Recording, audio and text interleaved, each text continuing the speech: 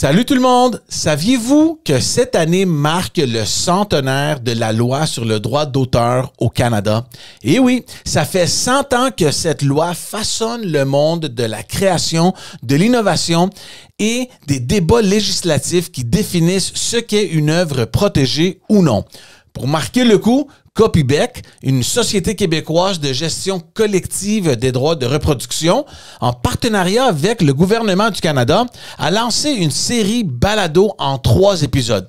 Et tenez-vous bien, cette série, animée par le juriste Farnell Morisset, explore l'histoire fascinante de cette loi, son influence sur les créateurs et ce qui nous attend pour les 100 prochaines années. C'est du contenu intelligent, accessible et franchement captivant pour toutes celles et ceux qui aiment réfléchir à l'impact des politiques publiques sur notre quotidien.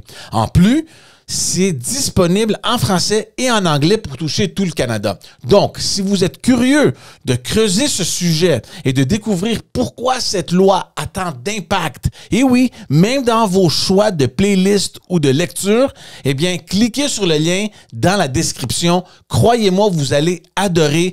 Bonne écoute et bon balado.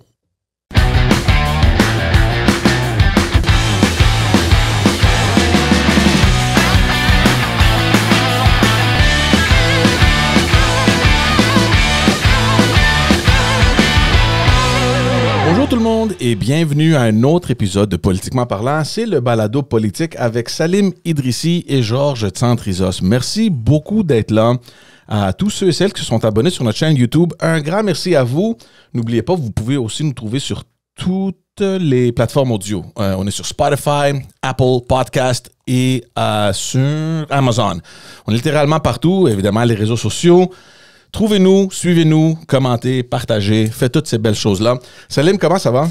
Eh bien, écoute, ça va très bien. Et puis, on continue notre automne politique qui est quand même pas mal chargé. Et George, ça fait déjà plusieurs mois qu'on essaye d'avoir notre invité d'aujourd'hui.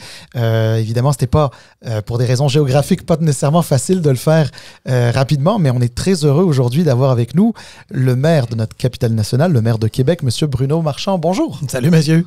Comment allez-vous? Je vais très bien. Bon, alors... Et pour une fin, vous qui connaissez la politique, c'est mon meilleur automne où en fin novembre, je suis aussi en forme. Ah oui, c'est vrai. Oui, parce que tu as 2 grands cycles en politique. C'est un peu comme le cégep ou l'université. Ouais. Tu as la session d'automne qui commence après les vacances et qui finit autour de décembre. Et tu as la même chose à l'hiver, printemps. Et dans mes 3 premières années, j'ai jamais été aussi en forme en fin novembre. Est-ce qu'il y a quelque chose qui explique ça? La pratique, l'apprentissage, l'expérience, la capacité à poser un regard, les bonnes nouvelles. On a un bel automne.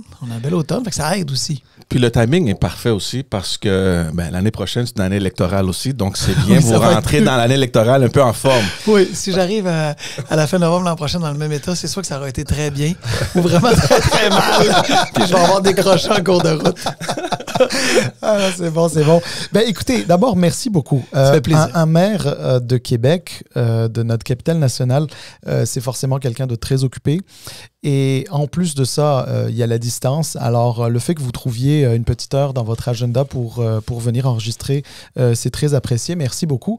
Alors, écoutez, il y a des gens d'un peu toute la province qui nous écoutent, qui aiment la politique. C'est souvent des gens qui sont très intéressés par la politique. Puis, je pense que les gens vont apprécier que ce soit un peu moins montréalais cette fois-ci comme discussion. Et alors, justement, on va commencer. Comment ça va à Québec? D'une manière générale, comment ça va à Québec? Ça va très bien. Honnêtement, on vit les mêmes tensions qui se vivent de manière planétaire, de manière canadienne, de manière québécoise. C'est pas parfait, puis c'est pas qu'il n'y a pas d'enjeu. Mais ça va très bien parce qu'on a une économie qui va bien. On a une situation économique avantageuse. On a beaucoup de projets qui avancent. On a un compte de taxes qui est respectueux de la capacité de payer. On a une gestion de la dette, puis pour moi, ça, c'est fondamental. On réduit notre dette. On va passer bientôt de 80%. Notre objectif, c'est de viser 80% de notre dette, qu'elle représente l'ensemble de nos revenus. On est à Montréal à 120 et plus, à Lévis 130. Pour moi, ça, c'est fondamental dans la gestion des avoirs que les citoyens nous confient, c'est de bien les gérer. Et on a, je pense, une ville que les gens aiment, que les gens apprécient et dont ils sont fiers. Après ça, il y a plein de choses à améliorer, il y a plein de défis. Là. C'est pas fleur bleue, mais ça va bien. Puis quand l'Oxford Economics sortait son analyse dernièrement, puis disait qu'on est les 12e au monde en matière de qualité de vie à Québec, sur 1000 villes évaluées, ben, c'est une belle analyse qui sont contrecarre difficilement. Non, effectivement. George, tu voulais dire quelque chose? Oui, mais justement, à cause qu'on parle de budget, j'ai trouvé curieux un peu la gestion un peu des finances parce que vous avez opté de ne pas augmenter les dépenses à l'inflation pour Exact. ne pas que ça affecte les résidents de Québec. Évidemment, est-ce que ça a eu des répercussions au niveau des services? Parce que je sais que vos adversaires vous critiquent pas mal là-dessus. Oui, puis ce qui est tough en politique, ce qui est dur en politique, c'est que les gens perçoivent la politique municipale différemment. En fait, ils la comparent à la politique canadienne et québécoise. Et comme c'est pas une gestion d'impôts, nous, nos revenus n'augmentent pas quand les salaires des gens augmentent. Ouais, ça. On n'a pas besoin de monter les impôts, à moins qu'on soit dans une situation difficile, pour que le gouvernement du Québec voit plus d'argent entrer. C'est sûr qu'ils sont en récession puis il y a des pertes d'emplois, c'est un autre paire de manches. Là, mais nous, la seule croissance possible, parce que une grande partie de nos revenus, toutes les villes confondues, vient des taxes foncières, bien, c'est d'augmenter annuellement à l'inflation. Quand on était dans des années inflationnistes à 1, 1,5, 2, bien, ça va de soi. Tu augmentes les taxes équivalentes et tu ne perds pas ton pouvoir comme ville d'agir. Avec les 2 dernières années, excluant cette année, là, à 5,6 d'inflation annuellement, bien, quand tu ne le prends pas, c'est ce qu'on a fait, on ne l'a pas pris au complet pour diminuer l'impact sur les citoyens, bien, ça fait en sorte que tu es en restriction. Alors oui, il y a eu des coupures. Tu peux pas faire... Moi, j'aime pas ça, ce discours public là, où on se dit on va enlever 1 milliard, on va enlever 100 millions, ça paraîtra pas. Non. Je trouve que, honnêtement, là, c'est un discours qui est presque méprisant ou, à la limite, qui envoie le message suivant, c'est qu'on gère pas l'argent comme il faut. Parce que si tu as 1 milliard à couper, puis que tu dis ça paraîtra pas, tu faisais quoi avec le milliard? C'est du monde qui grattait des papiers, c'est du monde qui déplaçait des toiles, qui replaçait, puis c'est ça qui fait... C'est pas vrai que dans la fonction publique, il y a ça. Fait qu'il faut arrêter de dire au monde, quand on a des périodes de constriction budgétaire, qu'on va faire des coupures, mais inquiétez-vous pas, ça ne changera pas ses services. Oui, la ville, nous, en n'augmentant pas l'inflation de nos taxes, pour protéger nos citoyens, on a dû couper des choses. Et forcément, décider, c'est renoncer. Donc, choisir, c'est renoncer. Choisir, c'est renoncer. Donc, dans le fond... vous avez fait des choix. Oui. Il y a des choix dans quoi... alors, quels sont, par exemple, les services que vous pensez étaient là, ne sont plus là ou ne sont plus à la même hauteur qu'auparavant? Alors, certains services liés... Quand on fait, par exemple, quand on passe la collecte des ordures aux 2 semaines, on économise 400 000 $ par année. On ne le fait pas juste pour ça, on le fait pour l'environnement, on le fait parce qu'il y a des pénuries de main-d'œuvre, mais on le fait pour réduire nos coûts. Québec était la seule des grandes villes actuelles à ne pas avoir cette colloque aux 2 semaines l'hiver. Ça a créé un buzz. Là. Les gens n'étaient pas contents, puis on n'a pas de service. Non, vous avez des services, mais cet argent-là qu'on économise, bien, c'est une façon d'en mettre moins sur cette dépense-là pour faire en sorte qu'on réduit nos budgets. Certains gels d'embauche, des décisions par rapport liées à de l'entretien, une fréquence d'entretien qu'on va rallonger pour diminuer les coûts. On a des revenus supplémentaires. Parce qu'on gère mieux notre dette, bien, on a des revenus supplémentaires, on paye moins en intérêt sur la dette. Ça aussi, le citoyen ne le voit pas mais ça a un impact. Passer de jusqu'à 80% dans notre ratio, bien, c'est moins d'argent qu'on envoie à l'intérêt. C'est moins d'argent qu'on paye en intérêt de dette. Ça, pour moi, pour les prochaines générations, c'est fondamental. Et malgré le contexte difficile, on n'a pas réduit la contribution à la diminution de la dette. Ça, pour moi, c'était fondamental. Alors, c'est très intéressant. Puis en plus, dans le contexte, vous disiez effectivement qu'au palier municipal, c'est différent du provincial ou du fédéral, puisqu'on ne parle pas d'impôts, on parle de taxes foncières. Ouais. Mais il reste que le dynamisme économique d'une ville peut aussi avoir un impact en termes de consommation et de retombées économiques pour la ville. Puis, justement, est-ce que vous pouvez nous parler un petit peu de ça? Parce que je lisais pas plus tard que ce matin quand même des choses assez élogieuses sur la situation économique à Québec. Alors, parlez-nous-en, puis dites-nous aussi, est-ce que c'est quelque chose que vous voyez de manière plus durable? Est-ce que c'est une économie qui est plus durable ou est-ce que c'est une économie circonstancielle? Ouais, c'est durable parce que ça fait 20 ans qu'on est en croissance, avec des périodes, évidemment, de fluctuation, mais Pierre Fortin puis un autre chercheur qui est son collègue disait que Québec est un tigre économique sur une longue période. Là. À chaque année, il y a des variantes, mais c'est durable. Et là, ce qui s'en vient, ce que les gens ne réalisent pas encore, et à Québec principalement, c'est que si le tramway va de l'avant, je dis si parce qu'on verra là, l'échéance du 15 décembre approche, s'il va de l'avant, c'est facilement, on verra au final, mais en incluant le tramway, mais aussi tous les aménagements autour, 6-7 milliards de capitaux publics investis dans l'économie. On sait qu'on a au moins 2 milliards de capitaux privés en investissement pour le logement, des promoteurs qui sont prêts à investir, des grands fonds qui sont prêts à investir, qui ont des terrains qui attendent juste cette infrastructure parce qu'on sait que ces infrastructures-là donnent le goût à des investisseurs de s'y attaquer, d'en bénéficier. On peut parler grossièrement sur 5 ans de 10 milliards d'investissements, publics et privés. On va ajouter ça, le pont de l'île, présentement à 400 millions, qui est aussi un investissement important. On va ajouter aussi des infrastructures qu'on construit. Et on va ajouter le chantier des vies, pour lequel il y a une entente fédérale provinciale, sur lequel il y a un investissement massif et une reconnaissance du chantier pour construire des bateaux. Les 15-20 prochaines années, là, c'est une mini Bay James, là, dans une économie déjà foisonnante. Là.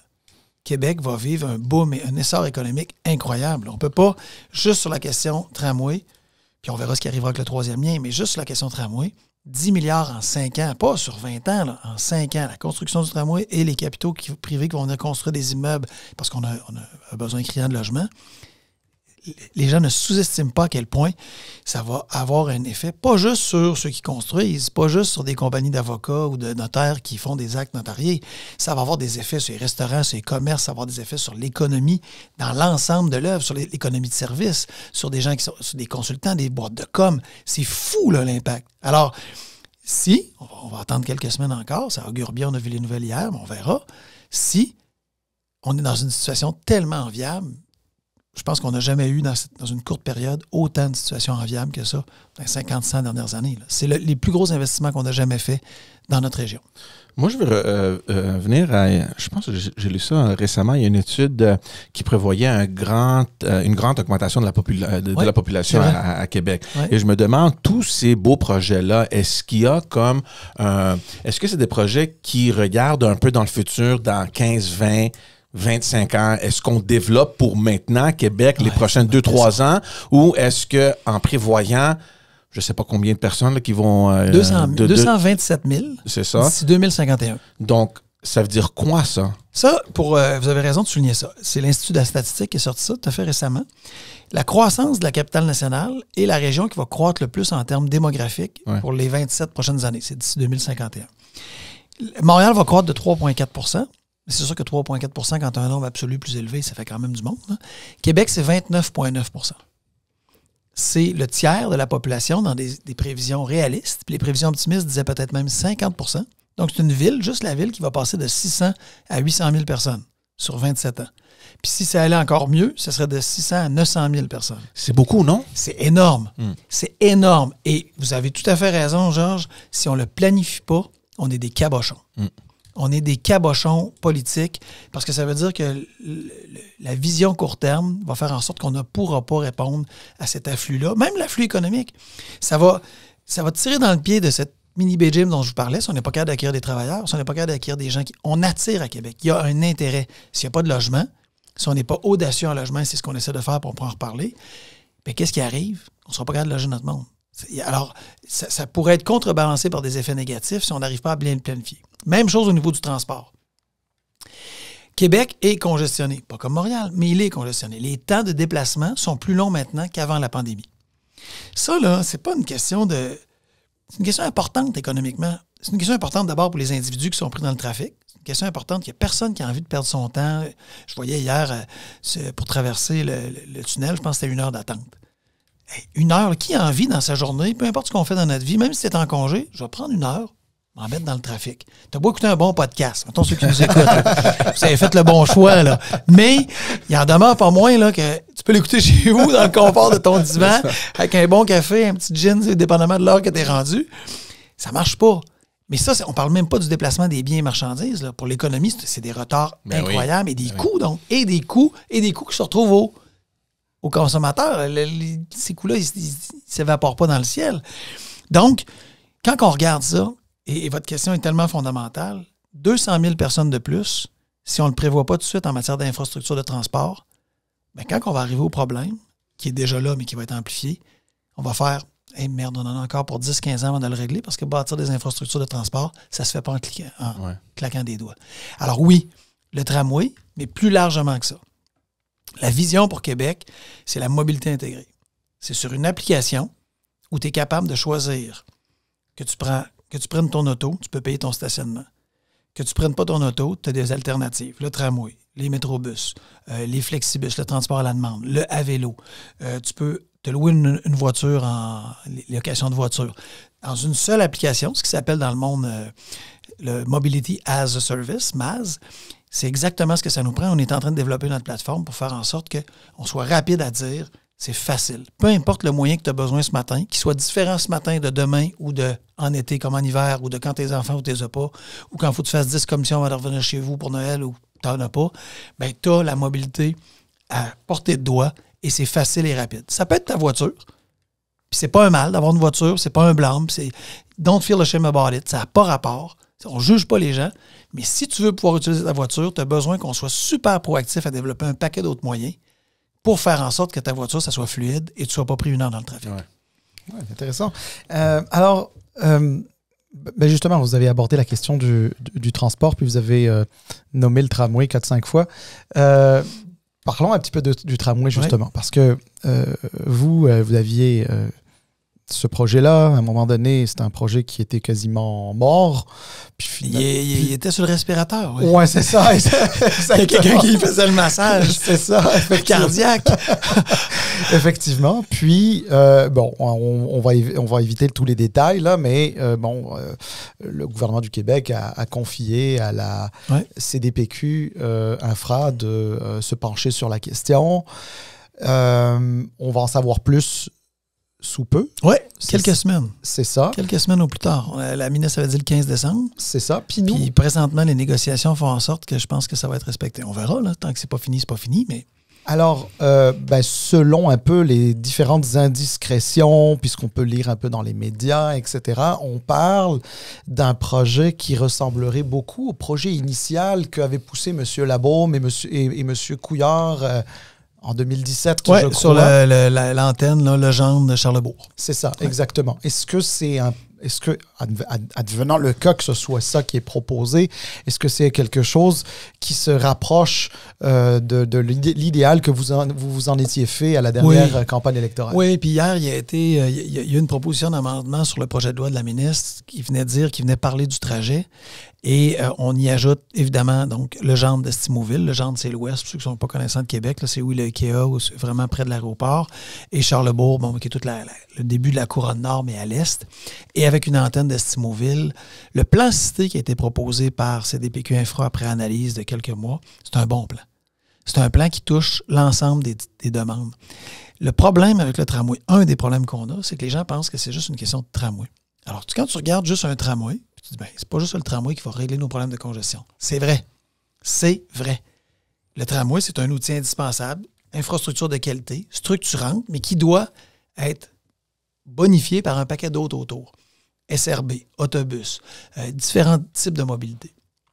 À Québec, 95% des déplacements de moins de 5 km ne se font pas en mobilité active. Pourquoi? C'est pas parce que les gens sont lâches, là. C'est pas parce que les gens ils haïssent ça puis tout ce qu'ils veulent, c'est faire 100 mètres en auto. C'est parce que quand c'est pas convivial, quand c'est pas le fun, les gens le font pas. Alors, je vais vous donner un exemple. Sur Chemin Sainte-Foy, on a mis une piste cyclable, puis les gens font « Ah, c'est juste le vélo ». Puis je le dis au monde, puis des fois, même les adeptes du vélo, je leur dis « Ça n'a pas rapport avec le vélo ». Le vélo, c'est un moyen parmi tant d'autres pour faire en sorte que du monde se déplace comme ils veulent et que ceux qui veulent se déplacer en voiture, ça soit fluide. On a 41% plus de piétons sur le trottoir depuis qu'on a mis la piste cyclable. Pourquoi? Parce que tu te sens plus en sécurité, parce que tu as le goût de marcher, parce que ça se fait mieux. L'enjeu, là, c'est pas le vélo, c'est pas la marche. Puis je vais déborder un peu de votre question, mais si vous me le permettez, on pompe des milliards dans un système de santé et on n'arrive pas à répondre à la demande. On a besoin d'un système de santé. On a besoin d'investir les sommes pour que quand on est malade, on ait réponse à nos besoins. L'enjeu, c'est qu'il faut qu'ils arrêtent de rentrer autant de monde dans le système de santé, sinon on n'y arrive pas économiquement. Nos ressources sont débordées. Comment on fait ça? On travaille en amont avec les villes à offrir la santé. Offrir la santé, c'est quelqu'un qui se dit hey, « c'est cool, aujourd'hui, j'ai 2 kilomètres à faire, je vais le faire à pied puis me rendre au travail. » Puis le soir, il revient par une voiture de location, l'autobus, par un collègue, peu importe quoi. Les gens pensent qu'un mode de vie, tu le fais tout le temps ou jamais. C'est pas ça. C'est pas ça, la mobilité. Tu es parti un matin, il faisait beau, tu avais un peu plus de temps, ton agenda est un petit peu plus libre, tu commences juste à 9 heures, tu as marché. Bien, c'est fait. Ta journée est faite. Puis demain, ça sera différent.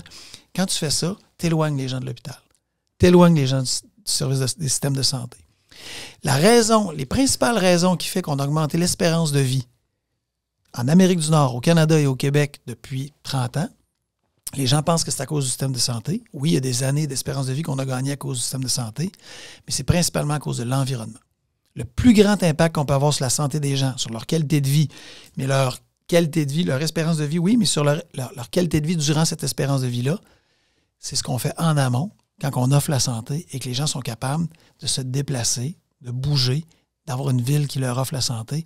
Et là, M. Dubé, il va m'appeler tous les jours pour me remercier. Parce que, non, mais ça va faire une différence. Si toutes les villes du Québec ont fait ça, notre système de santé il va accueillir ceux qui sont malades, il va avoir de la place pour ceux-là, puis il va en avoir moins dedans. Alors, on est loin de ce que tu as ta question, mais non, ça fait partie de cette vision d'une ville. Mais c'est très bien, c'est très bien. Je connaissais le concept d'économie circulaire. Là, je comprends qu'il y a une politique circulaire aussi. Oui, exact. Donc, écoutez... le gouvernement du Québec, on va dire, c'est pas le ministère de la Santé, c'est le ministère de la Maladie. Puis c'est pas un reproche quand on dit ça, là. Quand ça saigne, là, tu vas pas dire à tes enfants « Ah, tu saignes, je voudrais te parler de prévention. » Là, tu as pilé sur un jouet, c'est important que tu sers tes jouets. Là, ça saigne. Calme-moi pas, là. On va mettre un plaster. On va soigner. Ben oui, on va soigner. Ils n'ont pas le choix. Puis comme ça déborde, ben, ils font ce qu'ils peuvent. Puis ils font beaucoup de bonnes choses. C'est pas ça l'enjeu. Si on veut avoir un système de santé intéressant, il faut revenir vraiment en amont et offrir la santé aux gens. Ça veut dire vraiment, vraiment. Et c'est possible. Et ça marche. Ça marche. On a 8 ans d'espérance de vie qui ne sont pas en bonne santé au Québec, chez les hommes, entre autres. On est capable de, si l'espérance de vie est autour de 80 ans, si au lieu d'être malade à 72, tu es malade à 75 ou à 77, ou idéalement le plus tard possible, parce qu'on t'a permis de vivre chez vous comme aîné, mais on t'a permis de te déplacer, on t'a permis d'être actif, on t'a permis d'appartenir, on t'a permis d'avoir une santé mentale.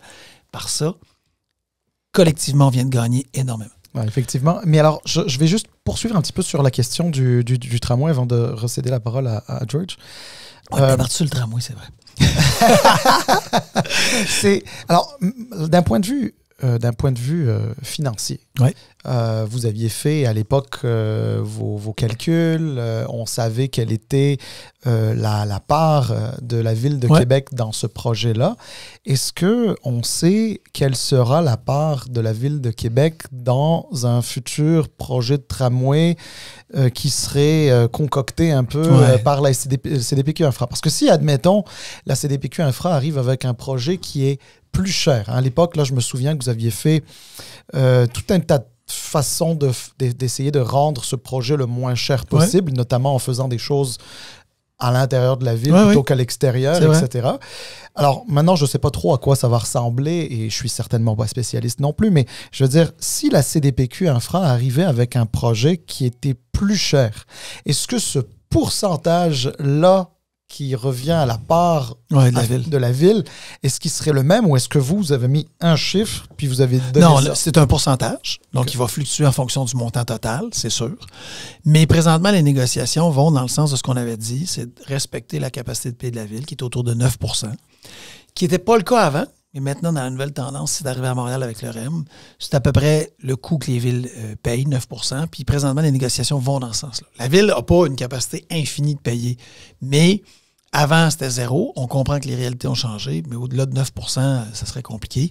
Puis présentement, avec les partenaires, c'est ça qu'on regarde. Fait que moi, je suis pas inquiet. Ça reste des montants importants. Mais pour l'impact que ça va avoir, le gain économique qu'on va faire, la plus-value foncière sur laquelle il va y avoir une taxation foncière, la ville va être gagnante. Là. Est-ce que tu m'excuses de te voler la politesse encore une fois, mais c'est juste pour aller au bout de l'idée. À Québec, lorsqu'il y a eu le centre Vidéotron, la construction du centre Vidéotron, qui devait initialement coûter 400 millions, mais finalement, on avait fait des économies de, je ne sais plus, moins 30 millions ou 40 millions. Là. Ça avait été fait en PPP, partenariat public-privé, etc. Est-ce que ce modèle-là pourrait être efficace aussi dans le cadre du non, tramway? parce que c'est pas tant une critique du modèle que, comme c'est la caisse via la CDPQ Infra qui va être maître d'œuvre, eux autres vont gérer. Et ils ont pas les mêmes contraintes que les pouvoirs publics en matière d'appel d'offres. Ça donne une légitimité, ça donne une marge sur toute la question des crédits, des créances que les entreprises doivent fournir, plutôt qu'avoir affaire avec un immense consortium comme on avait affaire, qui lui doit amener des dépôts, des créances, des garanties. On tombe dans d'autres réalités qui ne sont pas sans risque, mais que la Caisse est habituée de gérer et qui vont permettre d'économiser des sommes. Au final, le projet, il ne sera pas 2 milliards de moins. Là. Les chiffres n'étaient pas gonflés. Mais ça va nous permettre, je pense, puis la Caisse l'a démontré, je pense qu'ils vont avoir la capacité de rentrer dans le temps et dans les coûts, de respecter ça et de livrer un projet intéressant. Juste peut-être pour finir sur le troisième lien, parce que j'aimerais... sur le troisième lien. Pas le... Finissons sur le tramway. C'est là, il plane quelque part le troisième. C'est latent. C'est Voldemort. Non, mais je veux juste vous poser une question sur les attentes que vous avez sur le projet tramway, parce que on a eu la chance ici d'avoir Harut Chitilian, qui avant travaillait pour la CDPQ Infra. Puis, lui nous a expliqué un peu comment ça fonctionne. Puis la CDPQ Infra, évidemment, ils font un projet parce qu'il y a des revenus potentiels pour la société. Oui. Évidemment, il y a comme en anglais, un give and take. Donc, ici à Montréal, on l'a vu avec le REM, ils ont dû mettre de côté des autobus, par exemple, parce que... Pour rabattre. Ils voulaient le revenu pour le REM. Est-ce que quelque chose comme ça serait... envisageable à Québec? Et si oui, est-ce que c'est quelque chose, parce que là, vous avez parlé de créer un système où tout va fonctionner. On a un tramway, on a les autobus, on a tout un écosystème autour du transport collectif, mais si la REM vient vous voir pour la REM, je veux dire le projet tramway... En fait, l'écosystème, puis c'est transport collectif, transport actif, transport autobus, auto, c'est tout, là. Tu payes ton parking avec ça. Mais je parle plus spécifiquement pour le transport en commun.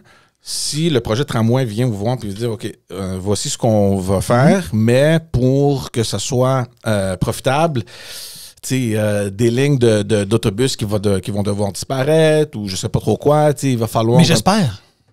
On est dans un cas différent. Votre question est légitime, mais comme on est on n'est pas dans le cadre de la CMM, on est dans un cadre où c'est la ville. J'espère qu'il y a des autobus qui vont disparaître. C'est justement pour ça qu'on fait le tramway. Fait que les autobus qui font entre autres René Lévesque, elles doivent disparaître. Ils doivent disparaître. Donc, ça veut dire quoi? Ça veut dire qu'ils sont remplacés par une infrastructure qui est différente, mais qui va permettre d'en dégager et les envoyer ailleurs. Oui, il faut que ça arrive. Mais on n'est pas dans un cadre de rabattement parce que le plan, c'est de rabattre déjà. C'est de faire que Lévis, ultimement, rabatte tous ses services vers Sainte-Foy et arrête d'amener des autobus sur la colline parlementaire, par exemple, alors qu'il y a des autobus de 2 sociétés de transport pas concurrentes, mais géographiquement distantes, qui utilisent les mêmes voies et donc surcharge de trafic en partie ces voies-là, c'est de rabattre sur le tramway. Après ça, dans le montage financier, si on va plus loin dans votre question, qu'est-ce qui va faire que la Caisse va faire son profit? Bien là, c'est tout le travail de négociation qui est fait actuellement pour dire comment il s'étale sur combien de temps ce profit-là, il est pris à partir de où, comment il est fait. Mais moi, j'ai pas de problème à ce que la Caisse y fasse un profit. Tant mieux, elle est capable de le livrer et de le faire. Elle va le faire, puis on va être partenaire. Je veux parler d'un enjeu majeur ici à Montréal. Vous l'avez mentionné aussi à la Ville de Québec, le logement. Ouais. Je sais que durant votre campagne, un point central, c'était l'itinérance zéro d'ici 2025. Vous avez récemment annoncé... J'ai pas dit 2025. On m'a fait dire après 2025. J'ai dit non. Okay. Non, ça, je vais commencer par le corriger parce que j'ai dit l'itinérance zéro et j'y crois encore. Mais j'ai jamais pensé, j'ai jamais dit on va l'avoir atteint en 2025. Okay. Là, j'ai lu quelque part qu'il y a un objectif pour 2030. Est-ce que... Pour l'itinérance zéro, non. Non, OK. Non. Itinérance zéro, la Finlande est un excellent modèle. Ils sont rendus à plus de 20 ans d'investissement. Ils ont baissé de 90 %. Fait qu'ils pensent l'atteindre en 2027. Ça va faire presque 30 ans qu'ils se sont engagés dans cette voie-là. On peut être plus rapide. ça prendra pas 5 ans. Il y a beaucoup de pression pour les villes de trouver des solutions. Évidemment, c'est un enjeu majeur. À Montréal, je ne sais pas c'est quoi le plan. Peut-être éventuellement, on va voir la mairesse ici, elle va nous l'expliquer. À Québec, c'est quoi le plan? Vous l'avez mentionné rapidement, mais là, on a parlé de l'augmentation de la population. Il y a plein d'affaires qui se font pour le prochain 15, 20, 25 ans. Ouais. En termes de logement, c'est quoi qui se passe à la Ville de Québec? Alors, on est dans une zone où le taux d'inoccupation est trop bas. On est dans plusieurs zones en bas de 1 %, alors qu'on dit que le taux d'équilibre est à 3 % pour avoir un marché équilibré. On est dans un nouveau contexte où le marché ne s'équilibre plus de lui-même. Donc, l'offre et la demande, on s'est toujours dit que s'il y avait un besoin, donc une demande, bien, il y aurait de l'offre. S'il y a un marché, bien, il y a un promoteur qui va le construire parce qu'il y a de l'argent à faire, il y a un marché. Or, avec la hausse des coûts, les chaînes d'approvisionnement, le prix des matériaux, la hausse des salaires, on n'est plus capable de construire en fonction de certaines demandes. Il y a des gens, notamment dans le logement abordable, on n'est plus capable de construire à la porte quelque chose qui va être assez abordable pour les gens qui ont une capacité de payer limitée. Alors, on travaille à soutenir tout ce marché-là pour faire en sorte qu'on ait des logements pour toutes les couches. Mais nous, notre principe, c'est de dire qu'on va travailler sur l'ensemble du spectre. Fait qu'on travaille au développement, c'est pas nous qui en faisons la promotion, autant du logement social que du logement très luxueux.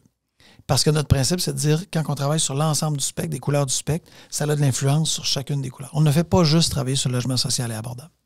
On a le devoir de travailler sur tout. Dans le logement social et abordable, on met plus d'argent. On a triplé le budget en 3 ans. C'est important, là, on a triplé le budget en 3 ans. Maintenant, qu'est-ce qu'on fait dans les autres couches? L'autre partie de ce qui nous appartient, c'est de dire, il faut que notre réglementation soit agile. Il faut que nos employés soient plus efficaces, pas parce qu'ils n'étaient pas, mais à travailler différemment. Parce qu'on est dans un contexte où on ne peut pas que ne construire 2500 logements par année, ce qui est à peu près la moyenne des dernières années, parce qu'on n'arrive pas. Alors, on a fait un plan avec 21 mesures pour dire on va en construire 80 000, ce qui est le double du 2500, 5 000 par année.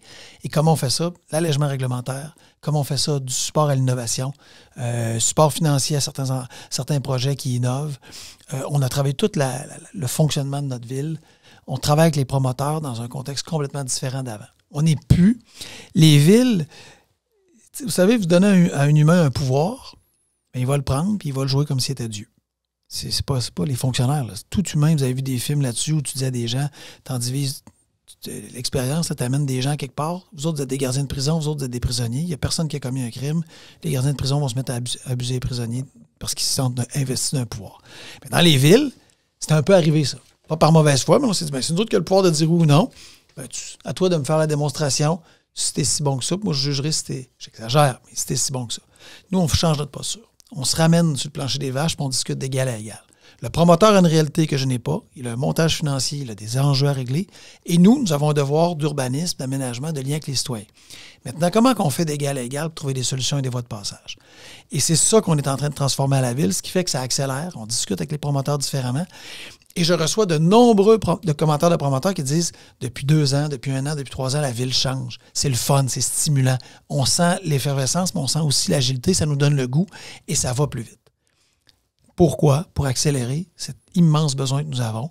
Au minimum, construire 80 000 logements d'ici 2040.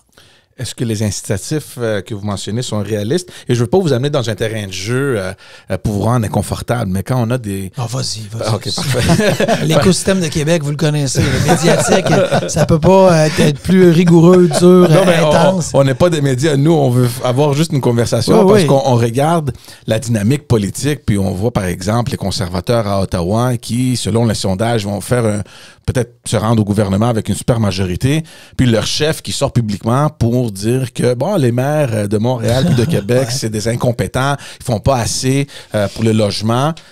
Donc, je veux juste un peu voir les deux points de vue, puis si ces incitatifs-là sont réalistes pour les objectifs. On a une meilleure année que l'an passé. Okay. Donc, les chiffres parlent. Il faut que les résultats parlent. La question est légitime. Là, ça ne peut pas juste être des vœux ou des mesures. Ça, c'est des moyens, c'est pas un objectif. J'ai mis des mesures en place. Moi, un politique, j'ai mis des mesures en place. Là. J'ai envie de dire, je m'en torche. Dans le sens où, tant mieux. Nous, notre travail, c'est de mettre les critères pour faire en sorte qu'un environnement soit propice à atteindre les objectifs. Mais même si on était bien intentionné, si l'environnement ne nourrit pas les résultats parce qu'on s'est trompé, parce qu'on n'a pas mis les bonnes facilités, ben on n'a pas réussi. Alors là, nous, cette année, les chiffres sont meilleurs que l'an passé. Il y a des mises en chantier, ça va mieux que l'an passé. Est-ce qu'il ne faut pas continuer d'accélérer? Oui. Quand j'entends des promoteurs me dire « ça va bien, vous avez du courage, ça va mieux, on a un travail avec la ville, vos employés sont bons, ils sont efficaces », ça aussi, c'est un indicateur qualitatif, qui n'est pas quantitatif, mais qualitatif important. Quand on travaille avec des associations comme l'IDU, puis qui nous disent « c'est le fun, il y a ce vent frais à Québec, il y a cette volonté », puis qu'on continue d'améliorer nos choses, c'est pas un point final, c'est pas parce qu'on a fait beaucoup d'améliorations qu'on fait on peut s'asseoir sur nos lauriers, mais qu'on travaille avec des partenaires comme ça, comme le PCHQ et d'autres, pour dire « OK, comment on peut faire pour s'améliorer? » Quand on travaille avec le ministère de l'Habitation, on a nos meilleurs chiffres en logement social et abordable de ever à Québec. Oui, ça, je sais que vous avez dépassé les objectifs que vous aviez. On avait 500 d'objectifs, on ne l'avait pas atteint depuis plus de 10 ans, et là, on est à 900. C'est énorme. Pourquoi? Parce qu'on a des groupes, parce qu'on innove, parce qu'on travaille à accélérer les choses, parce qu'on achète des terrains avant même d'avoir les crédits, pour qu'une fois qu'on a les crédits, pas avoir besoin de passer à l'achat de terrain, ce qui est super long, pouvoir débloquer les projets rapidement. Alors, les chiffres parlent. Alors, la compétence ou l'incompétence, on peut dire ce qu'on veut, là. Moi, je vais parler par des chiffres. Présentement, les chiffres sont bons, ils parlent. M. Poilievre, il y aura la chance peut-être, si les sondages vont dans le sens de ce qui est dit, de nous faire la démonstration de sa compétence. Il s'est mis beaucoup de pression. Il a besoin de gauler, là. S'il s'en va là, il a besoin de gauler. Non, mais c'est ça. Tu peux pas. On veut pas des mots, là. On veut des résultats. Alors, ça fait bien le lien avec un autre sujet que je voulais aborder un petit peu avec vous. Les relations Québec-Québec. Québec, la ville, Québec, la province. Puis quand je dis relations, forcément, hein, vous faites partie de l'UMQ aussi. Oui. On voit un peu les demandes des municipalités du Québec. On en demande de plus en plus aux municipalités. C'est vrai. Et les revenus ne suivent pas nécessairement. On en a parlé un petit peu au début là, sur la fiscalité des villes. Quand on parle, par exemple, de changement... J'adore prendre cet exemple-là parce que pour moi, il est extrêmement frappant. Là, je me souviens de cette tornade qui a eu lieu à Gatineau, qui a créé beaucoup de dommages. Ouais.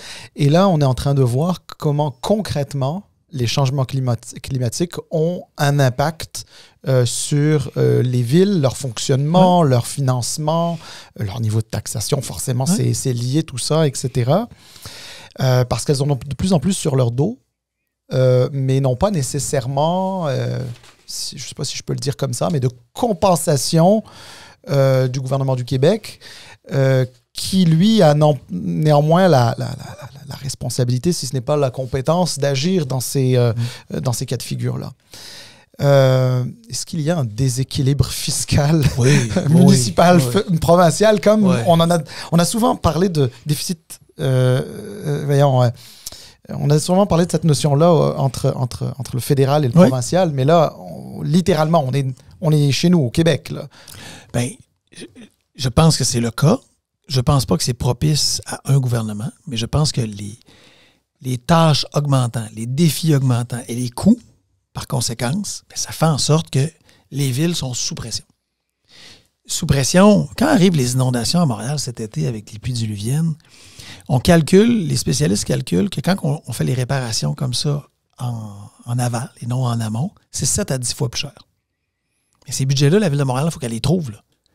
Il faut qu'elle trouve à réparer des infrastructures municipales. Il faut qu'elle trouve à aider des citoyens dont le sous-sol est inondé. Il faut qu'elle trouve des façons de faire en sorte de faire les réparations, mais parce qu'on est en urgence, c'est 7 à 10 fois plus cher.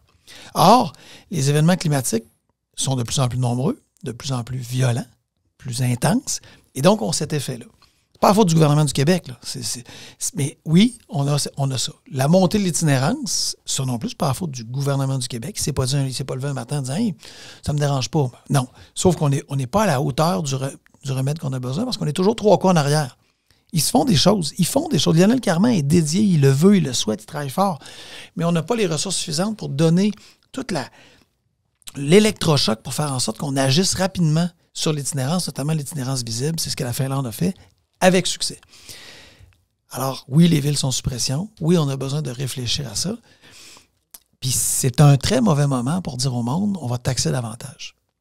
Les gens ont cette perception, et dans beaucoup de cas, la certitude, avec raison, que tout coûte plus cher. Là, si en plus on te dit on va taxer davantage, c'est sûr que le monde est long dans la gorge. Puis moi, j'ai mis une taxe sur l'immatriculation, et le monde ne sont pas heureux de ça, là.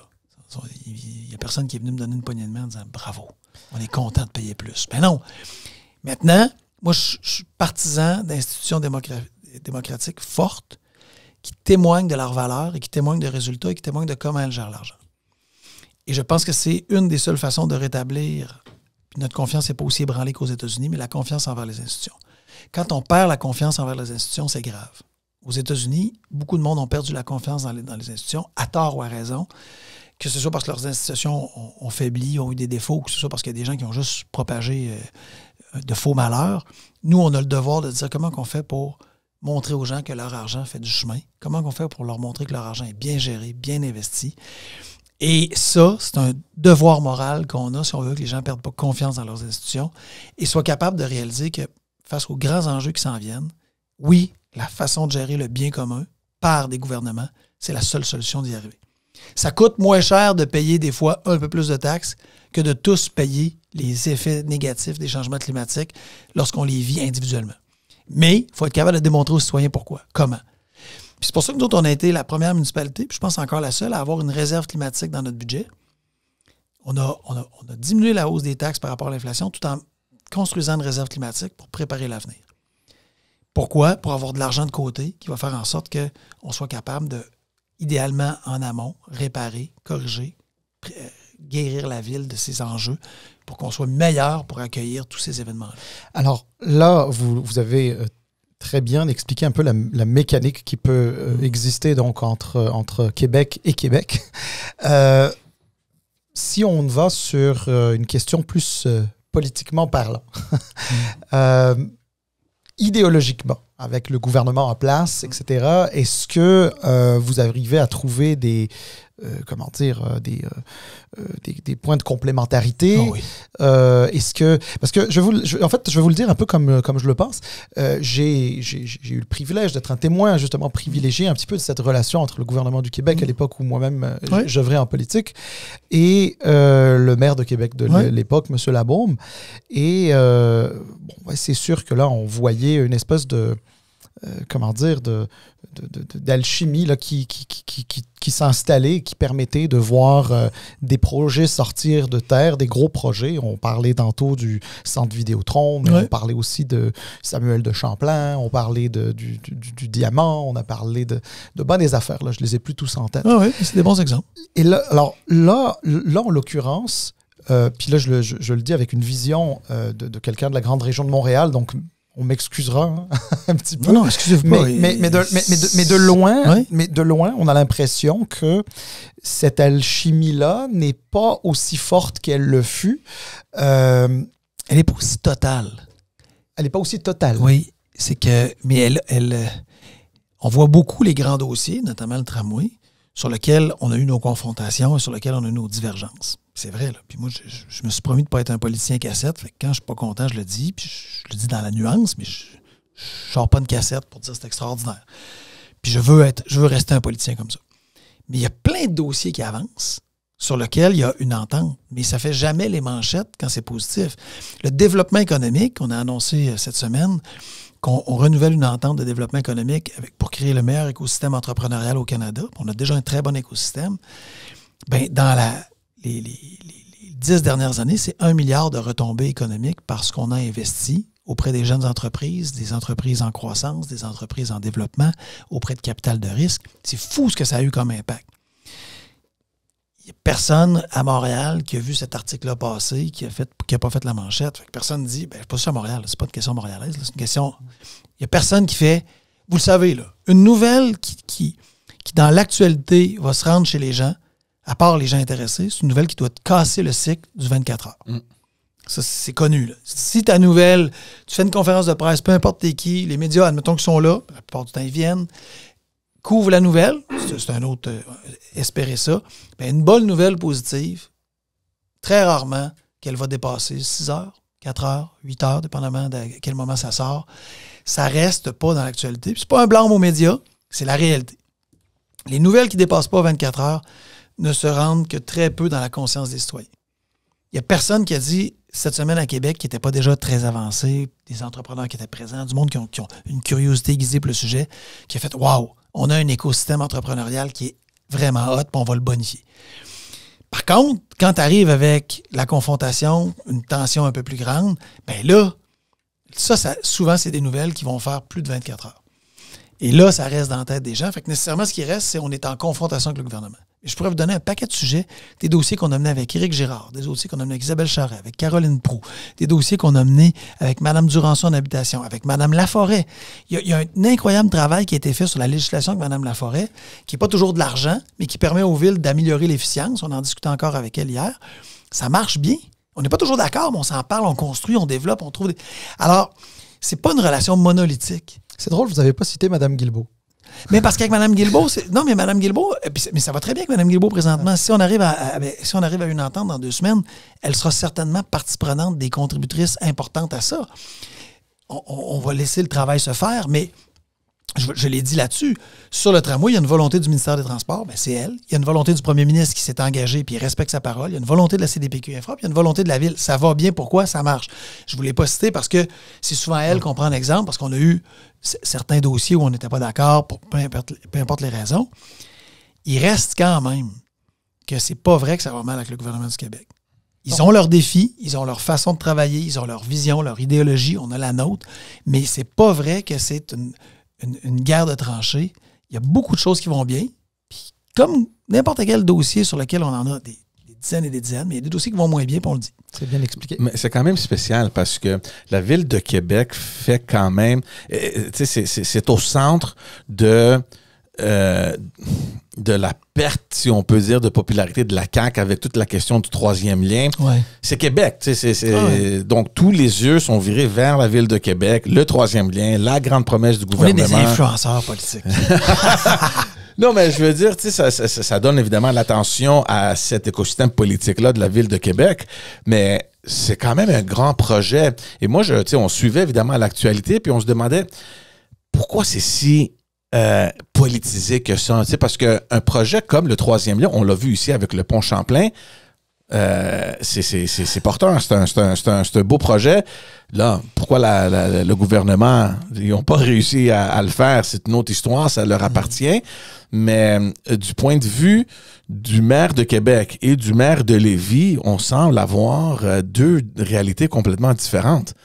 Oui, parce qu'on a des intérêts qui ne sont pas les mêmes. Pas divergents, mais pas nécessairement les mêmes. Ouais. Au départ, rappelez-vous, le projet disait c'est pas grave si ça crée de l'étalement urbain. M. Bonnardel avait dit ça. J'étais sorti assez fort pour dire on peut pas dire ça. J'ai aucun problème à ce que Lévis se développe.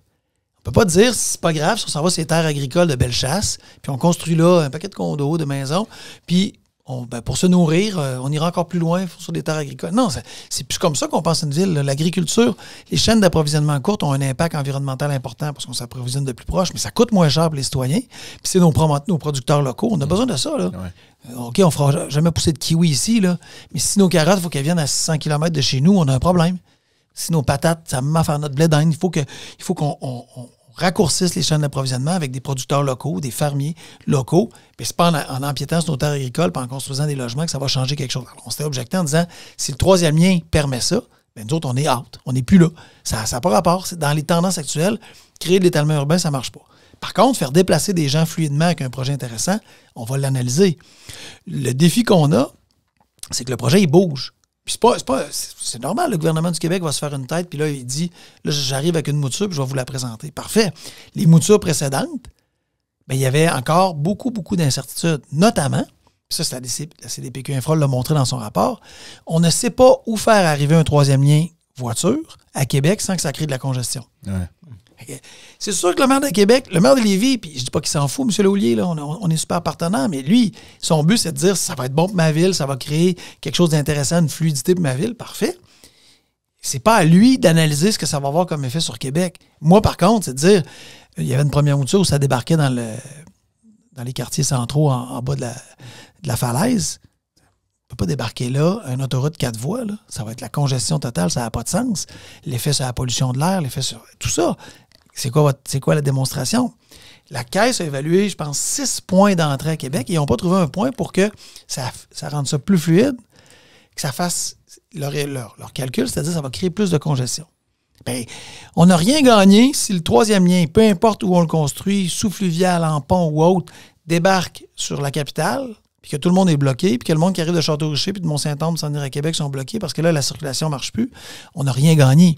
Alors, comment ils vont faire? C'est ça leur travail. C'est de dire, voici ce qu'on va faire, voici où on va le faire, puis voici ce que ça va donner en termes d'analyse, puis après ça, on ne va pas se positionner.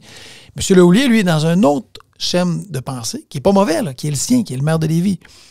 Puis lui, il en veut, il en fait la promotion, puis c'est parfait, il a le droit. Alors, justement, c'est intéressant parce qu'effectivement, la manière dont vous l'amenez, ça fait une belle image, là. C'est peu importe où va rentrer ce troisième lien avec 4 voies d'autoroute, etc. Là, ça va être un comment dire, excusez l'expression, un bordel pas possible. Mais à moins qu'on trouve une solution. Mais alors, est-ce que la solution, ça pourrait être le transport en commun? C'est-à-dire un troisième lien dédié exclusivement au transport en commun? Mais le gouvernement a ouvert la porte là-dessus. Fait que j'ai hâte de voir leur projet parce que quelle place il y aura pour le transport collectif? Total, comme vous dites, partiel, ça veut dire quoi? Mais c'est sûr que, excluons les coûts parce qu'on n'a pas encore eu d'estimation sur les coûts, mais relier centre-ville à centre-ville par un métro, un tramway qui roule, peu importe comment on appelle ça, là, sous terre, c'est gagnant, là. La force économique de Québec, la fluidité de la circulation, ça s'en trouve, c'est gagnant. Est-ce que ça en vaut le coût? Bien là, au gouvernement de faire ses calculs. Est-ce qu'il faut mettre en plus des voies pour les voitures? Au gouvernement de le présenter. Mais sur le fait, c'est pas une question de transport collectif, mais de déplacer du monde centre-ville à centre-ville en 7 minutes, l'impact, il est énorme. Parce que ça veut dire quoi? Ça veut dire que tu es capable de relier le centre des congrès de Lévis, le centre des congrès de Québec et Expo-Cité à Québec et d'en faire un immense centre d'attraction pour des congrès où tu n'as même pas besoin de mettre ton manteau. En allant assister une conférence à Lévis, en étant hébergé à Québec, tu crées un pôle d'attraction vraiment intéressant. Après ça, il y a d'autres considérants. Ça coûte combien? Ça prend combien de temps? C'est-tu possible? Où il passe? Le gouvernement va devoir analyser ça. Mais s'il y a du transport collectif dedans et qui permet la rapidité, ça va être gagnant. Est-ce qu'il faut juste ça? Est-ce qu'il faut des voies automobiles? Le gouvernement dit qu'il y aurait des voies automobiles dedans. Bien, attendons de voir leur projet, on verra. Il y a plusieurs personnes qui disent ce troisième lien-là ne verra jamais le jour. Il existera, il y a des gens qui disent ça. Il n'existera jamais. Pense que c'est une discussion stérile qu'on étire et qu'on n'arrête pas d'étirer. Et pense que la solution passerait par tout simplement s'assurer de la durabilité et de la sécurité du pont Pierre-Laporte. Et donc, ça veut dire d'investir tout ce qu'il faut investir dans le pont Pierre-Laporte de manière à ce qu'il soit le plus efficace possible. Et même s'il fallait investir dans son entrée, dans sa sortie de part et d'autre, de manière à rendre la vie des automobilistes plus facile et la mobilité plus simple. Est-ce que c'est plausible comme voie? En fait, est-ce que ça remplace, je ne le sais pas, est-ce que ça remplace le troisième lien? Mais qu'on croit ou non au troisième lien, on a l'obligation morale d'entretenir nos 2 ponts et le pont de Québec et de rendre la circulation la plus fluide possible par un entretien, par une pérennité assurée, mais aussi par la capacité d'innover, de faire en sorte par des voies dynamiques, autant que faire se peut quand c'est possible, pour faire en sorte qu'on améliore la fluidité, évidemment le matin dans un sens, l'après-midi dans l'autre sens. C'est nécessaire. Même si on disait, on croit à un troisième lien, puis on va le faire, mettons que le gouvernement va là, puis il dit on va le faire, puis c'est ce qu'il dit, parfait. Ils ont l'obligation morale, quand même, de faire en sorte que nos ponts... On ne pourrait pas se dire... Pour moi, là, c'est pas un lien de remplacement. On ne peut pas se dire, hey, quand le troisième lien va être construit dans 10 ans, on pourra se priver d'un de nos 2 ponts. Je pense pas que ça marche, ce calcul-là. Je pense qu'on va avoir besoin de nos 2 ponts pareils. Oui. Et pensez-vous que le troisième lien est devenu, un projet ou un porte-étendard pour de la politique provinciale? Parce que c'est un symbole, oui. Non, mais c'est parce que, je comprends bien sûr que, évidemment, ce serait Québec qui mettrait le plus d'argent là-dedans, infiniment plus. Mais il reste que j'ai quand même un peu l'impression que ce qui était une discussion, entre guillemets, très locale, c'est-à-dire entre la capitale nationale et une ville comme Lévis, puis peut-être quelques municipalités aux alentours, est devenu un sujet véritablement national au Québec. Hein. C'est vraiment... et au point où, George en a fait mention, hein, il y a des partis politiques qui ont gagné des points là-dedans, d'autres qui en ont perdu. D'autres qui se cherchent. Oui, d'autres qui se cherchent. Il y a eu un congrès récemment. Oui, c'est ça, exactement, avec des positions qui enfin, il n'y en a aucune qui se ressemble, là, mais enfin bref. Effectivement, est-ce que vous avez l'impression, vous, vu du municipal, est-ce que vous avez l'impression qu'on est en train de procéder, excusez l'anglicisme, à une sorte de take-over d'un projet qui finalement intéresse les gens de Québec et peut-être les gens de Lévis aussi, mais pas nécessairement l'ensemble de la province? Je le dis à chaque fois que j'en ai l'occasion, Le tramway, c'est un peu la même affaire, mais troisième lien tramway, c'est des sujets où il n'y a pas une conférence de presse où on n'en parle pas. Qu'on fasse une conférence de presse sur la sécurité publique, sur le loisir, sur nommez ce que vous voulez, là, les Pères Noël, s'ils devaient s'habiller en rose ou en rouge, c'est fou, là. On revient toujours à ça. Et parce que ça polarise, dans les deux cas, c'est très, très intéressant pour les médias parce que ça crée l'achalandage, ça crée le trafic, ça crée la discussion. Il y a des gens qui ne sont pas d'accord, il y a des republications. Ça crée ce qu'un média à l'ère du numérique a besoin pour créer de l'achalandage, créer des profits dans certains cas des médias privés. Puis on les comprend. Hein? On ne vit pas tous avec... à part un média public auquel je crois et qu'on doit continuer de nourrir, selon moi, pour avoir un média de ce type-là, les médias privés doivent survivre, doivent vivre. Pour ça, ils ont besoin d'avoir du monde qui vienne. Et quand tu parles du Père Noël, c'est pas si payant que ça. Quand tu parles de troisième lien, ça crée des discussions, ça crée des débats. Le monde est pour, le monde est contre, c'est polarisé. Et pas juste à Québec. C'était presque inévitable. Pour moi, ça ne peut pas juste revenir un débat de c'est juste les gens de Québec. Parce qu'il y a un coût à ces sujets-là. Quand même que les gens de Gaspé ne prendront pas la ligne bleue, machin chouette, rose ou pas, ça fait partie des débats où on investit nos sommes au Québec en matière d'infrastructure. C'est un débat où ce que tu mets à Montréal, tu ne le mets pas ailleurs. Est-ce qu'il faut le mettre? Je ne suis pas en train de dire le contraire. Je suis juste en train de dire les gens ont le droit de participer au débat. C'est pas juste les gens de Montréal qui doivent participer à ce débat-là. Puis c'est correct pour le troisième lien. Mais au final, ça va être le fun. Ce que le gouvernement veut faire, c'est qu'au moins, on va avoir une proposition présentement qui va dire c'est de ça qu'on discute. Parce que là, présentement, on discute de tout. Il y a des gens qui proposent un téléphérique, il y a des gens qui proposent un tunnel pour seulement du transport collectif, d'autres juste du transport automobile. Allons savoir. Du parapente. Mais c'est ça. Ça serait une vue incroyable, là. Bon, ça déplace pas tant de monde que ça rapide à la minute. Je suis bien d'accord. C'est sûr qu'un projet comme ça va découler un peu dans la campagne qui va s'amorcer l'année prochaine. À quel point est-ce que... premièrement, je ne sais pas si vous avez déjà annoncé, si vous allez vous présenter ou non. Oui, parfait. Oui, oui. Donc, à quel point est-ce que ce sujet-là qu'on vient de discuter, on le comprend, là, il y a des dynamiques partout, le fédéral veut en parler, le provincial, évidemment, municipal. À quel point est-ce que vous préparez, vous, d'affronter ce sujet-là, alors qu'on ne peut pas savoir s'il y a quelque chose qui va arriver ou non, mais... On sait que les gens s'y intéressent, donc ça va rentrer dans la discussion durant la campagne. Est-ce que ça va être... est-ce que ça dérange? Est-ce que c'est une obstruction de votre mission durant la campagne? Oui, parce que... En plus, parce qu'on a une position nuancée. Puis les positions nuancées en politique, c'est plate, là, mais c'est presque la pire affaire que tu dois avoir. Parce qu'une position nuancée, les deux côtés te disent que tu es de l'autre bord. Quand tu as une position nuancée, moi, j'ai jamais dit je suis contre le troisième lien, j'ai jamais dit je suis pour le troisième lien. Fait que là, les gens disent on le sait que t'es contre. Ou t'es pas assez contre, donc t'es pour. Ça devient. Mais je peux pas croire que ce qu'on veut, c'est être toujours en croisade sur des sujets où on a des sujets complexes sur lesquels ça mérite d'être débattu. Puis oui, on peut avoir des positions nuancées. J'ai très clairement dit, par exemple, si ça participe à l'étalement urbain, c'est une mauvaise idée.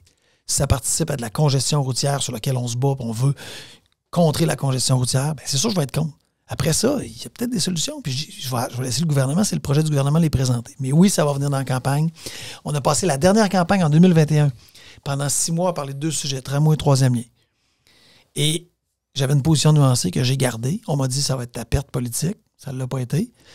Parce que je pense qu'à un moment donné aussi, il faut faire confiance à l'intelligence du citoyen. Il y a des choses sur lesquelles on ne peut pas toujours juste être pour ou contre. Viendra un moment où sur le troisième lien, il faudra. On ne peut pas être tiré indûment. Mais quand il y aura un projet et que le gouvernement dira voici ce qu'on dépose, on se positionnera. Je n'ai pas peur de me positionner. Mais il y a un projet à Québec de container pour le port. Puis là, il y a des citoyens qui s'élèvent, qui ne sont pas d'accord, puis qui sont contre le fait que moi j'ai dit j'étais favorable au départ. Je n'ai pas dit je suis pour le projet, j'ai dit je suis pour l'étudier. Je suis pour qu'on ait de l'ambition, puis je suis pour qu'on rêve. Puis j'ai dit aux gens, c'est pas vrai qu'on va toujours tuer les projets avant qu'ils arrivent. On a le droit d'avoir des positions nuancées. Est-ce que le projet va être bon pour Québec? Je me garde le droit de l'évaluer quand il sera présenté. On est qu'au premier balbutiement. Mais on peut-tu avoir le droit de dire, le gouvernement il veut faire un troisième lien, il rêve. Parfait, amenez-le, on va voir. Il y a des gens qui disent que ça ne sera jamais, OK. Que le gouvernement fasse la démonstration de tout ce qu'il veut faire, de comment il veut le faire, puis on l'évaluera. Mais je déteste cette façon, puis Donald Trump est un spécialiste. C'est toujours très clair. Alors, tu n'as jamais de doute. il est où là-dessus? Non, c'est toujours très clair. C'est la faute des immigrants. C'est la faute de tel gouverneur. C'est ça qui est pas bon. Mais la vie, là, c'est plus complexe que ça. Là. Ouais. Alors, on peut bien proposer des solutions simplistes aux gens, puis genre, hey, on connaît sa position politique.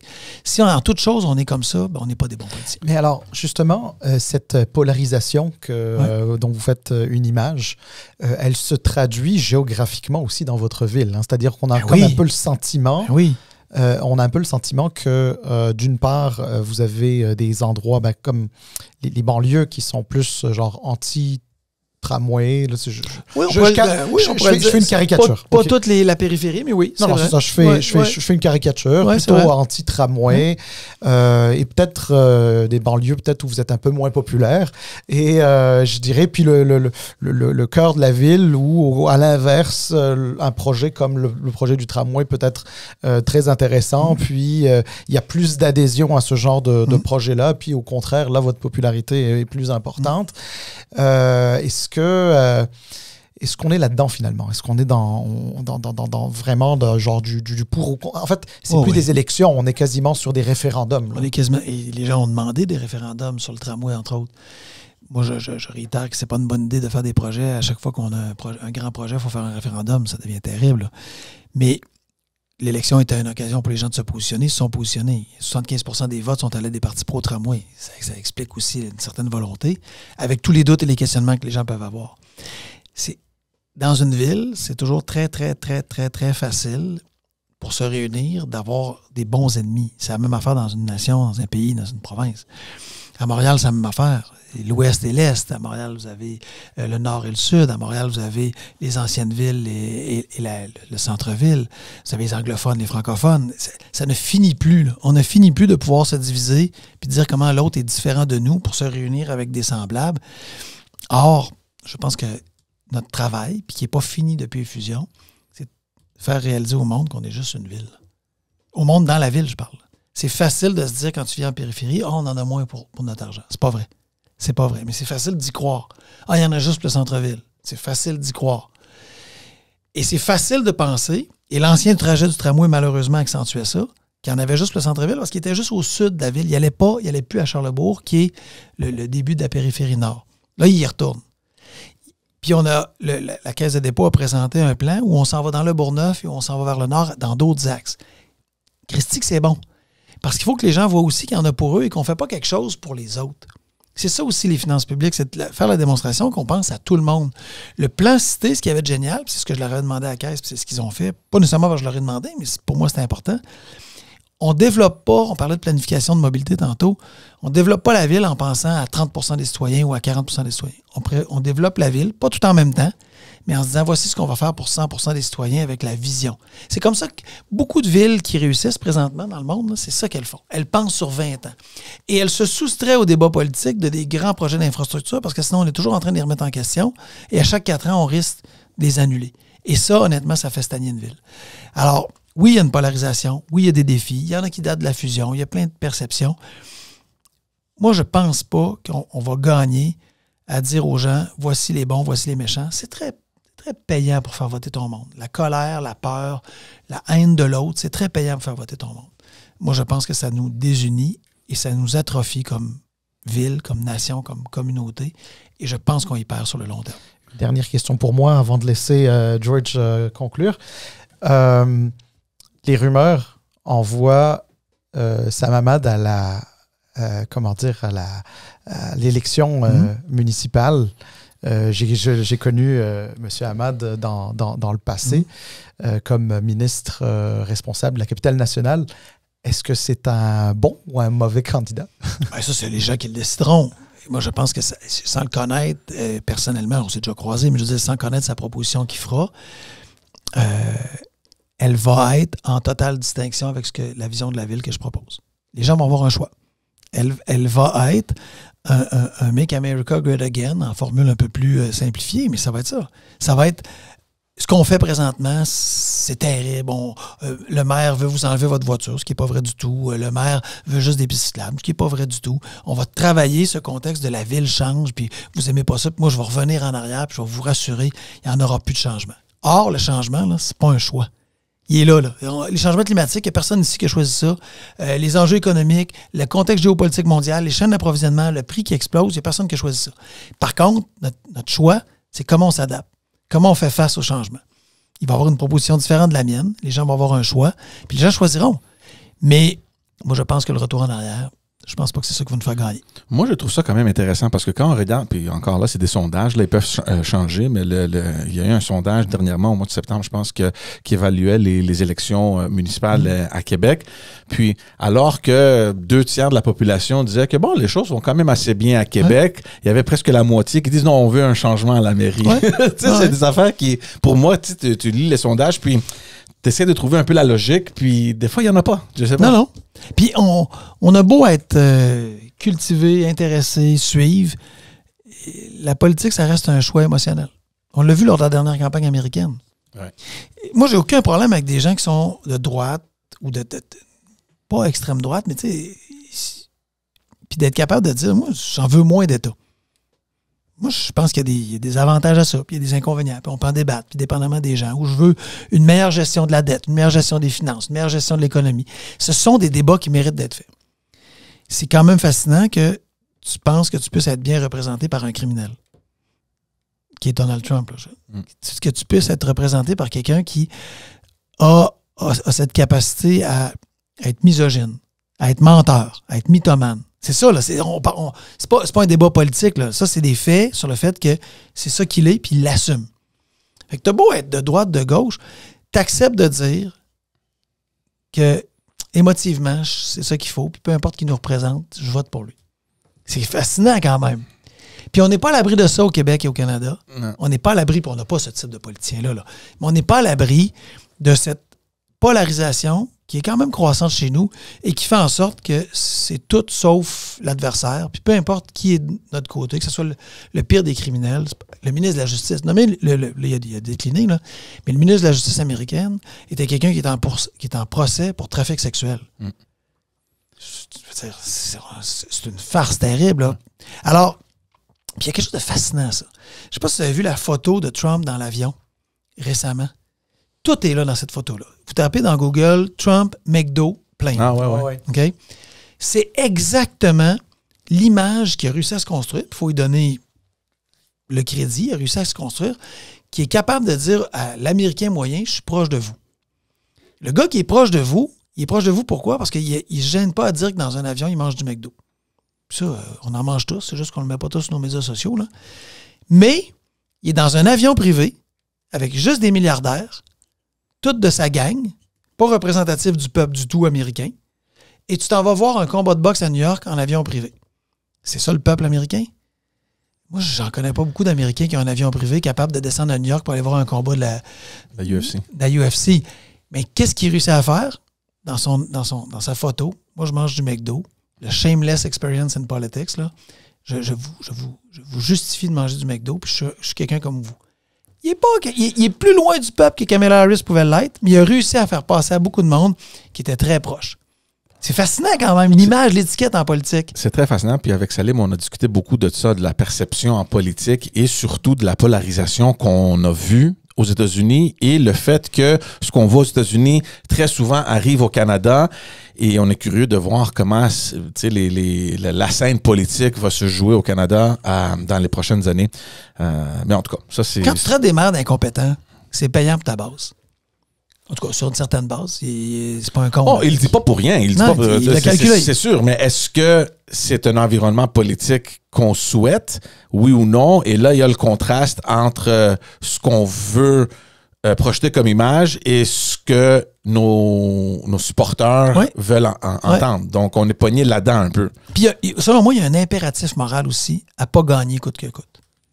Ouais. Il y a un moment donné, il y a un choix moral à faire que si tu fais le choix politique, c'est pas juste pour toi, c'est pour construire quelque chose de plus grand que toi.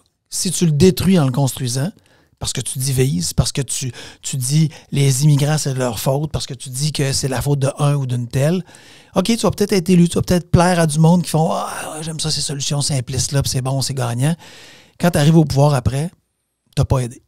t'as pas aidé si on n'est pas en train de construire un Québec avec chacun de ses habitants. T'as pas aidé si t'as pas cette capacité de rallye. Ben, il va falloir voir à la fin les résultats. Dans le fond, c'est ça. Il faut pouvoir démontrer que, bon, j'ai beaucoup parlé, mais là, je peux démontrer qu'on a agi. Oui, mais on sait tous que si tu tires sur une partie du monde, parce que c'est payant pour l'autre partie, t'es pas en train de rassembler. Et qu'après, tu ramasses des pots cassés pendant toute ta présidence, ton rôle de premier ministre ou peu importe, parce que tu as fait du capital politique, mais finalement, tu sais, quand Trump fait des calls racistes, quand Trump dit à Springfield, il mange les chats et les chiens, on peut en rire, il y a eu plein de mèmes, là. Il reste quand même qu'il y a des immigrants haïtiens, entre autres, qui ont été victimes d'actes racistes, parce que ça libère la parole et l'action de gens qui font « Ah, OK, je le sais, c'est à la faute de qui si ça va mal. Puis parce que mon président le fait, je vais me permettre, moi, de faire un appel à la bombe dans une école XY. » Vous aviez d'ailleurs réagi aux propos de M. Legault à Paris sur les demandeurs d'asile. Oui, bien, je serai toujours sensible à ça. Je serai toujours sensible à cette idée de se dire, si ça nous désunit, c'est très risqué. C'est très risqué et moi, je ne pense pas que le premier ministre est raciste. Là. Je n'ai jamais dit ça et je n'ai pas de blâme à lui faire. Je n'insinuais pas ça. Non, non, mais tu sais, des fois, il y a des gens qui vont loin, pas vous, là, mais ce que je dis, c'est faisons attention à ce petite partie de population minoritaire, mais quand elle entend nos discours, puis je dois faire attention moi aussi, je ne suis pas parfait, elle peut rapidement se sentir dédouanée d'être raciste, de poser des gestes, d'écœurer du monde parce qu'apparemment, ils sont différents. On est tous différents, gang. On est tous différents. On est ici unis. Pourquoi? Parce qu'on est dans un même lieu et on a envie de le construire ensemble. Puis on ne peut pas se priver d'une partie de la population pour le construire. Si on fait ça, on est mieux de ne pas faire de la politique. Puis je parle pas de M. Legault, je parle de n'importe quel politicien à venir. J'ai aucun reproche à faire à M. Legault là-dessus. Je fais juste dire, tant qu'on fait ça, je pense qu'on peut être élu, là. C'est payant de dire c'est la faute de lui, là. Regardez, là. C'est super payant. C'est ça qui se fait aux États-Unis. Puis vous avez raison, Georges, ça peut peut-être s'en venir ici. Moi, je le vois déjà. Puis, comme je dis, ça va être très intéressant de voir comment la scène politique en général va se développer les prochaines années. Mais ça sera une autre discussion. On a pris beaucoup de votants. Je sais que la route est longue là, pour le retour à Québec. Donc, on va faire des téléphones, on va travailler à distance, on va faire des Teams, on va travailler comme si on était au bureau. Vous allez manger du McDo. Mais ils ont déjà enquêté mes factures. Parce qu'à chaque fois que je fais des dépenses, ils enquêtent. Ouais. Puis, ils les ont pas sortis. Parce que quand on descend comme ça de Montréal, souvent on arrête au fast-food, puis on mange ça dans l'auto, ça coûte pas cher, puis ça rentre vite. Puis en fait, c'est pas intéressant, vous mangez juste des choses pas chères. C'est ça qu'on fait. Non, à la ville de Montréal, là, ils ont choisi d'autres restaurants. Là. Non. Non, mais présentement, là, je mangerais bien un Burger King. Non, je mangerais un AEW. Je mangerais un Teen Burger. Ça, c'est pas mal. Monsieur le maire, merci beaucoup pour votre temps. C'est très apprécié. C'était très agréable aussi d'échanger avec vous. Merci de l'invitation, messieurs. Merci à vous et merci à tous ceux et celles qui se sont abonnés sur notre chaîne YouTube. Allez vous abonner si vous ne l'avez pas encore fait. Suivez-nous, commentez, partagez. Merci beaucoup. On vous voit encore la semaine prochaine avec un tout nouvel épisode. Merci tout le monde. Au plaisir. Ciao. Au revoir.